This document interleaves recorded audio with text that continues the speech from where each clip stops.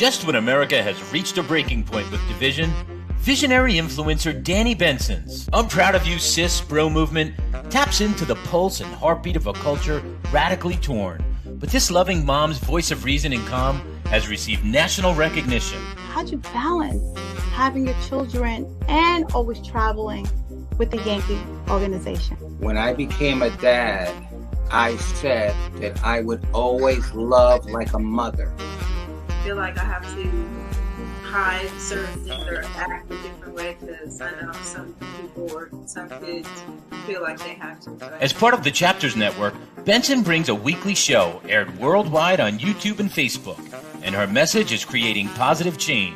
That's Wednesday at 6 p.m. on YouTube and Facebook. And don't forget to hit that subscribe button.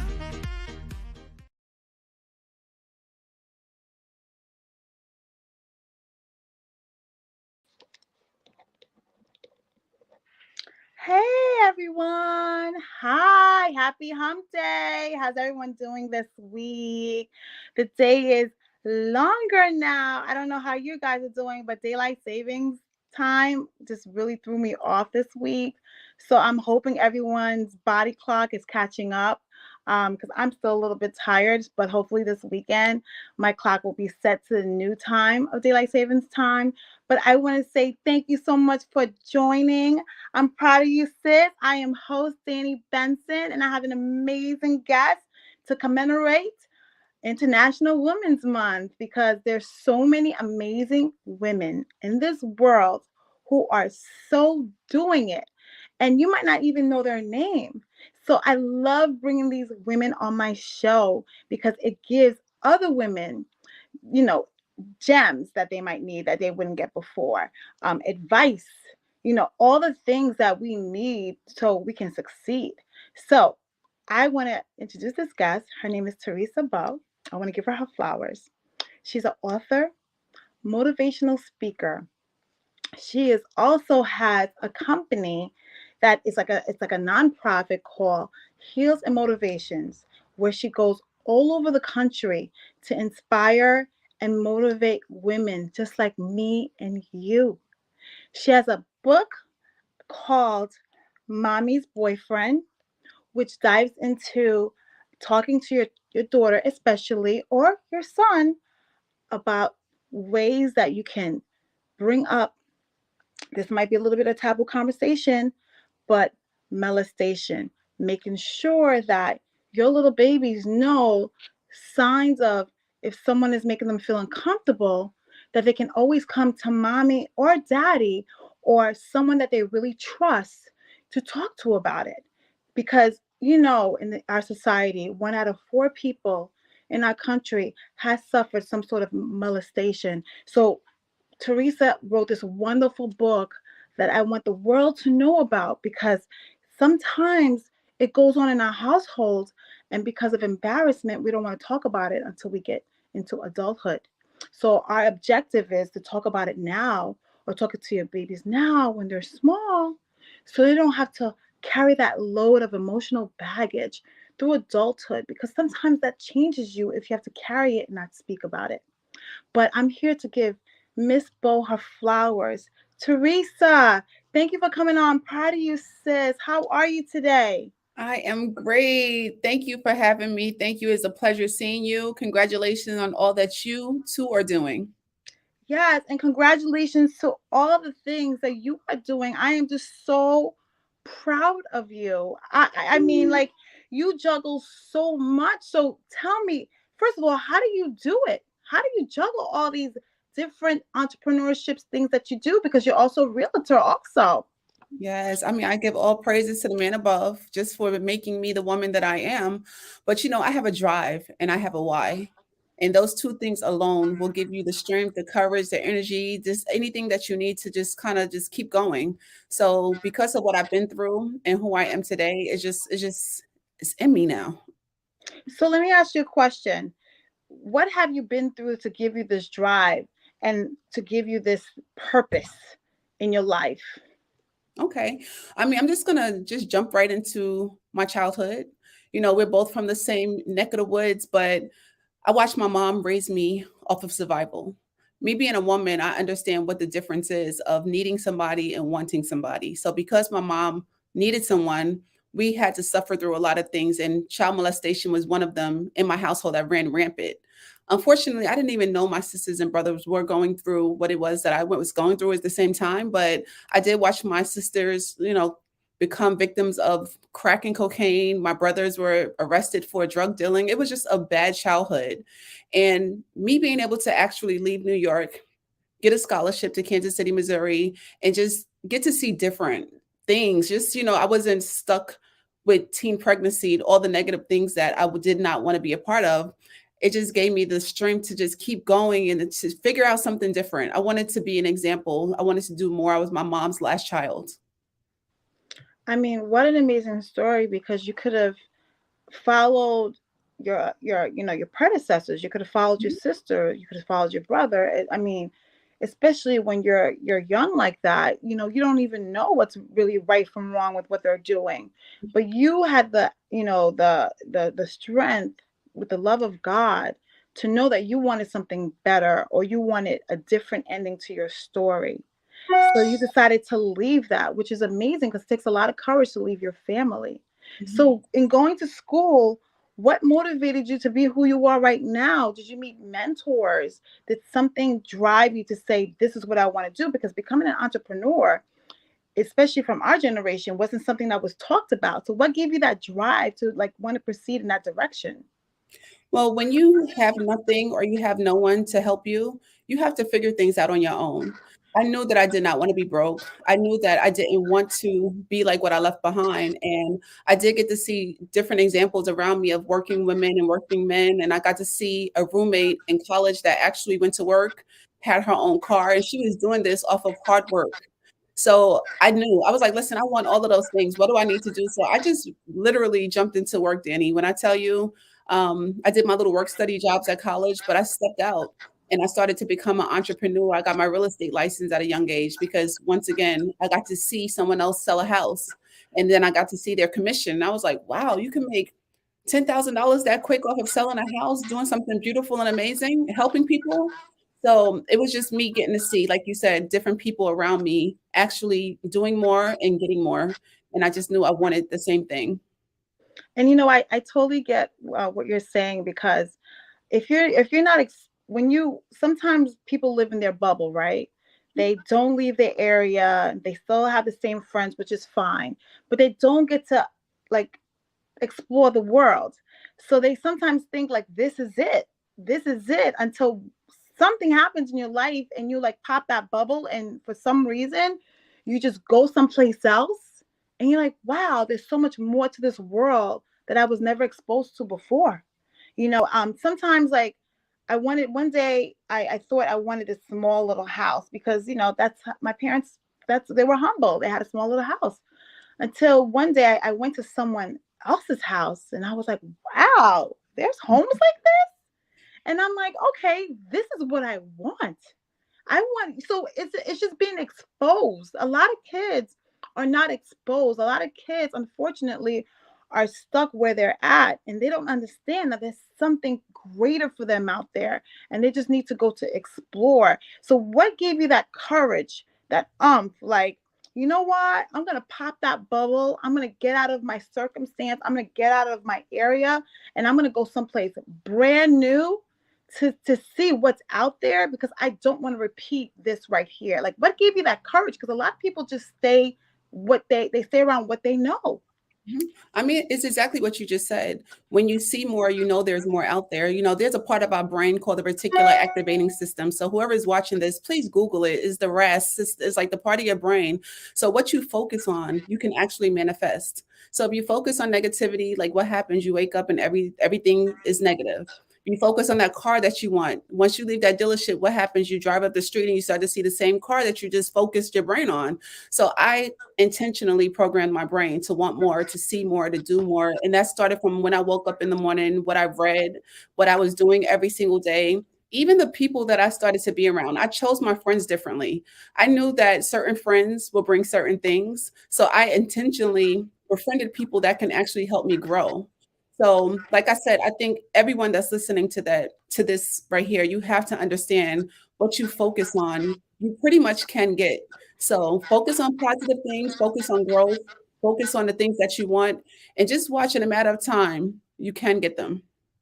And you know what? That's so right. I read this amazing book that I follow. It's called The Secret.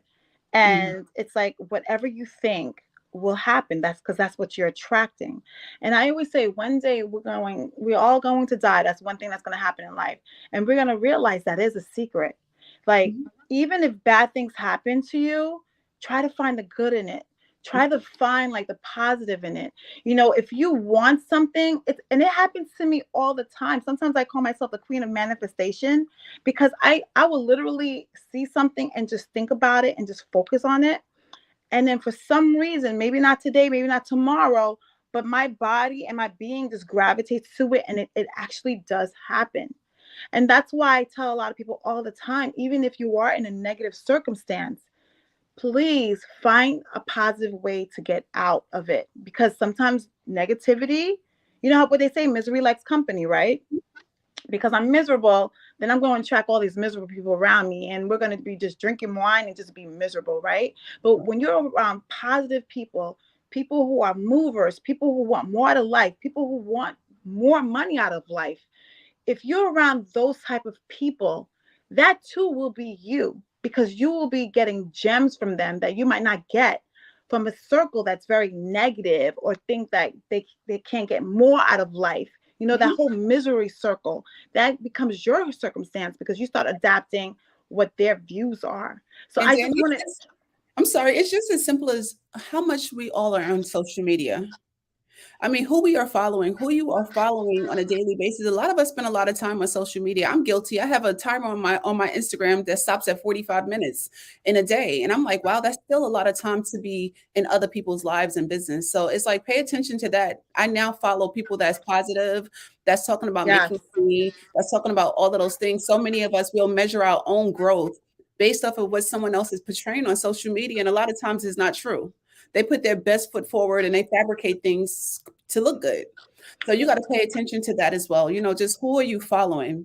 And that includes, like, no disrespect, because everyone has to make money. That includes like the blogs. Like, sometimes I feel that so many people are so heavily invested in like people's like lives, and they gravitate to the blogs, and they and I understand it. It's like entertainment to them and stuff like that, but it is good to follow people that's going to make you more money. It is good that's going to follow people that have done things in life that brings them prosperity, brings them positivity. And those are the people that we should be following, because we should adapt what they're doing so we can have that too. Yes, blogs are great, but I think when you listen to a lot of gossip, sometimes you get so sucked into the gossip that you just are okay where you're at, because you feel like, oh, they're doing bad, so my life is not that bad, instead of following people who just inspire you and push you more. So I definitely agree with what you're saying. Like, what you read is important, music you listen to is important, positive people around you is important, people who've made money. Like, I like to surround myself with millionaires, because I'm like, okay, you're a millionaire, so you did something right. So I like to be around people that I aspire to, because they always drop these gems that Right. you might not get by a gossip blog. Do you know what I mean when I say that? I totally agree. I totally agree. I mean, you got to think every great teacher needs another teacher to teach them something if they want to continue to grow. So if you connect yourself with people that's smarter, that have more, it's just about somebody pulling you. Some people are so comfortable with being the big fish in the small pond. And I'm just the opposite. I love to surround myself with people that is going to actually help me grow and show me things that I don't know. They always say if you're the smartest person in that room, you shouldn't even be in that room, because you Yes. know so much already. So you definitely need to be in a room that you will just get more information, because every single day I learned something new. I learned something new every single day. And if you're not learning something new, I tell people all the time, then you're not doing yourself a service, because Right. we're only here for a shorter period of time. So if you're just in a place of not a happy place, or you feel like you're defeated, or you don't like your job, or do something about it. I tell people that, yes, it's not easy, but take steps towards doing something about it, because complaining doesn't mean that you're going to get to where you need to go. Mhm. You got to figure out the direction. And I mentor kids all the time and tell them, like, just try to figure it out. I will help you, but don't get stuck in this rut of woe is me, because no one's going to come and save you. Absolutely not. And I learned that no one's going to come and save you, because everyone has their own problems. Correct? Absolutely. So let me ask you a question. So you dive into this, you have this great book called My Mom's Boyfriend. Yes. It's heartbreaking, but it's something that you have to talk to your kids about. Yes. So how hard was it to even write this book? It was challenging more than hard, because I know I was entering into a avenue that's not welcomed. So it's not like I was writing a tell-all book, something that people was like, oh, she's about to write this good book and tell us all the juice. This was something I was actually going to make a change and make a lot of people uncomfortable. Unfortunately, the people that's doing the abusing are people that we know, love, and trust. So it happens in our home, is our moms, our dads, our brothers, our sisters, our cousins, uncles, grandpas. It's always somebody that we know. So I knew me wanting people to educate their kids or educate the people around them would not be an easy task, because a lot of the abusers are people that we actually are in touch with. So that was the most challenging part, just knowing, like, I'm putting all of this blood, sweat, and tears hoping to make a change, and I'm going to get rejection. I'm going to get people, kind of like fighting against it. And I've been experiencing that, but it's fueling me to keep going. It's like next month is National Child Abuse Prevention Month, April is. And I have a whole month full of amazing things to help educate both adults and children. So it's just like every opportunity that I get, I'm going to put it out there. I'm not going to hide it. I'm not going to let anyone make me feel like I should not be talking about this, because that's the only way we're going to change is through education and awareness. Wow. So tell me what's coming up for you next month, so people out there will look for you, because, you're such an inspiring woman, and I know there's a lot of women out there that's like, okay, I want to know who this person is. I want to follow this person. First of all, what are your handles? What events are you having next month, so people can go and actually hear you speak and be part of what you're doing? On my personal page is The Real Theresa Bowe, spelled all the way out, my whole entire name with the real in front of it. But there you'll find everything that I do when it comes to my real estate career, when it comes to all of my nonprofit organizations, when it comes to every event that I'm a part of, you will find it on my personal page. But April, like I said, this happened once a year, just like how this beautiful month is all about us women. Next month is about child abuse prevention. And guys, it's so important. When I grew up in school, we was introduced to the DARE program, students with the drugs, and we also had the firefighters coming in, stop, drop, and roll. I remember how to stop, drop, and so good, right? But when you think about, there's 90,000 burn victims per year, but the school system will bring the firefighters in to teach us that, and I understand, and I was very appreciative. But now we're in a community where there's 700,000 kids every single year that's abused. Now, when I say abuse is not all sexually abused, there's several different forms of child abuse. So when it comes to child abuse, when you think about 700,000 kids per year versus 90,000 kids for burn victims, it's just, I want to do a better job at the schools, understanding that if we talk to children at a young age, they will know what to do, and we can actually prevent child abuse from happening, because we get abused as children because we don't know any better. No one teaches us what to do, who to talk to.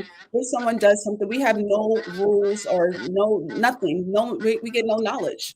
No one wants to talk about it. So next month, guys, April, please join forces with anybody. There's so many people around us that have been abused that don't have the strength right now to even talk about it.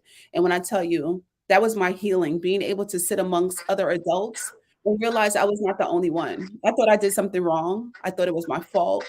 I thought it was all about Theresa doing something wrong, but I realized I did nothing wrong, and it was not my fault. Child safety is an adult's job. It wasn't my job as a child to educate myself and know what to do.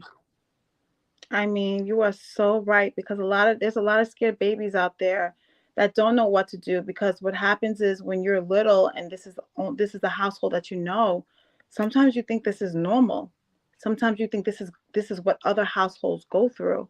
So unless people like you who are passionate about it and who's been there can go to these schools and have these administrators actually have programs to talk about this, you will have an amazing impact in how many lives that you will save from a child that's being abused.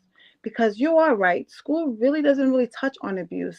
They'll touch on things that happen outside of the home, like, fire safety, police. Like my kid's school, the police came, to the school to talk about, safety, and just following law and order. And you know what? The school should talk about, child abuse and having someone come in and just speak about it and But let Danny, them know. think about this. I'm sorry to cut you off, but as you No. say this, it's up to the adults to make that decision. And a lot of times the decisions come from the administrators and the parents. So the parents have to be okay with someone coming in and actually educating the kids. But what did I just remind everybody on this call? The abusers are adults. Or your family. It could be Correct. a family or a close loved one. That's my point. So when it comes to adults coming together to pretty much put it into something that they are the reason it's happening, it's not as easy as we all think. I feel like I'm alone in this journey. When I tell you, it's like every day I'm doing this, and just the pullback and the resistance, I'm in shock. But I know there's going to be somebody out there. I'm gonna get a breakthrough. Well, let me tell you. First of all, Theresa, I don't want you to stop. Second of all, 1 out of 4 child is abused.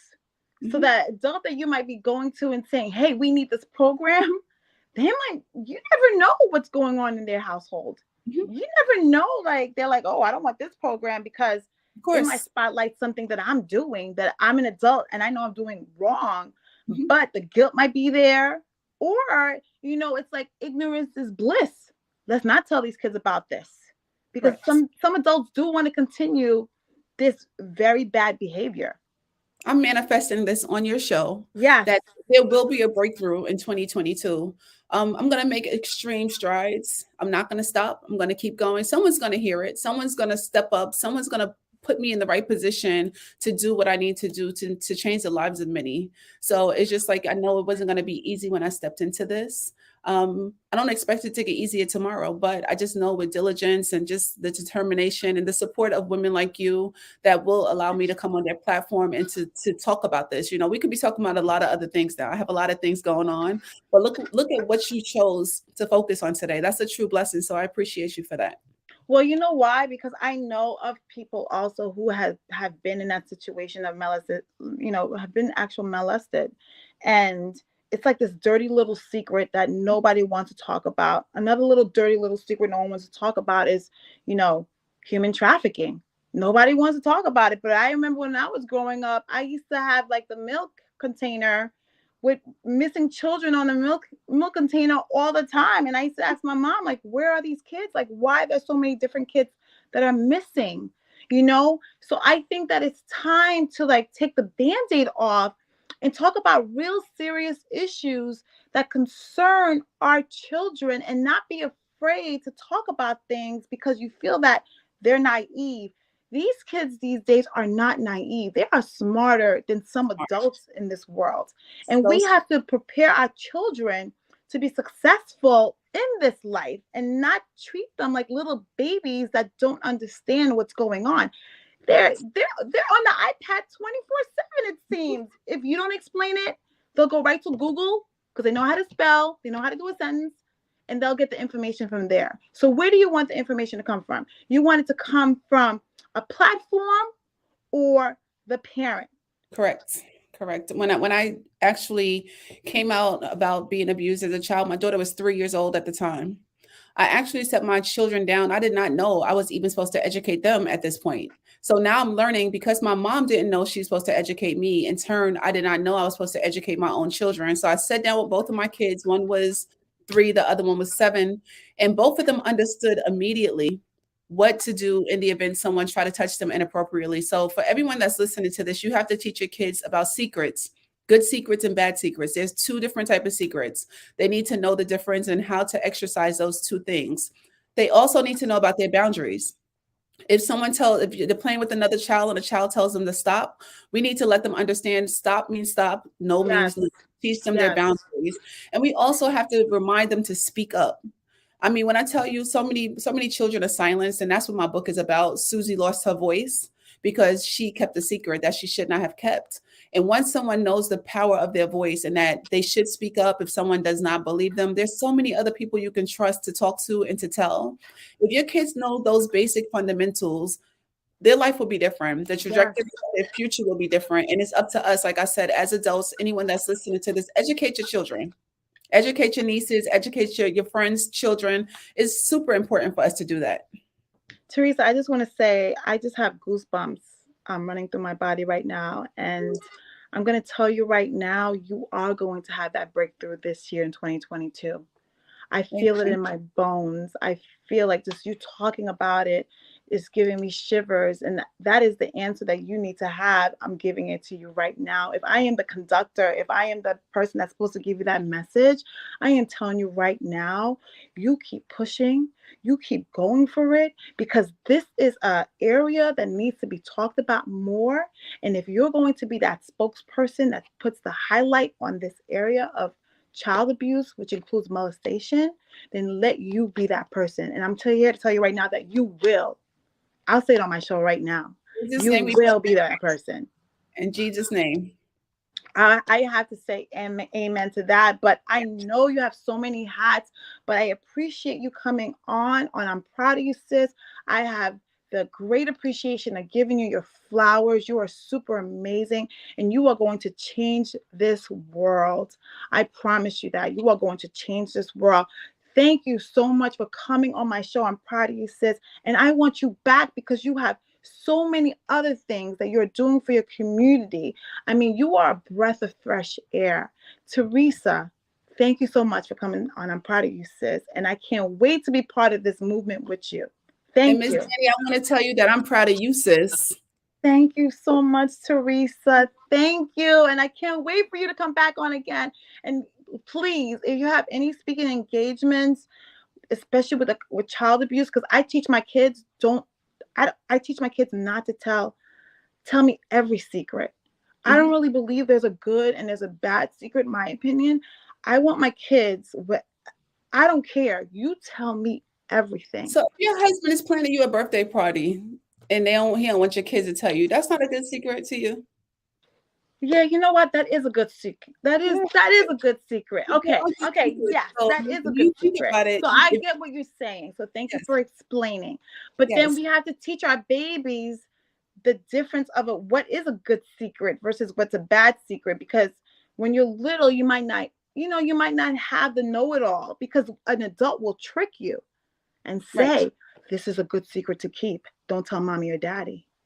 You know, that's where we come into play. Like, we can give so many different scenarios to our children. Like you said, they're sponges, they're smart, they'll get it. Yeah. We give them the examples of the good secrets, and we give them examples of bad secrets, and we just filter it in between. Yes. I you know what? Amen to that. And thank you for coming on. I'm proud of you, sis. And I'm so proud of you. Thank you so much. And have a great day. Thank you. Okay. Thank you. Bye-bye.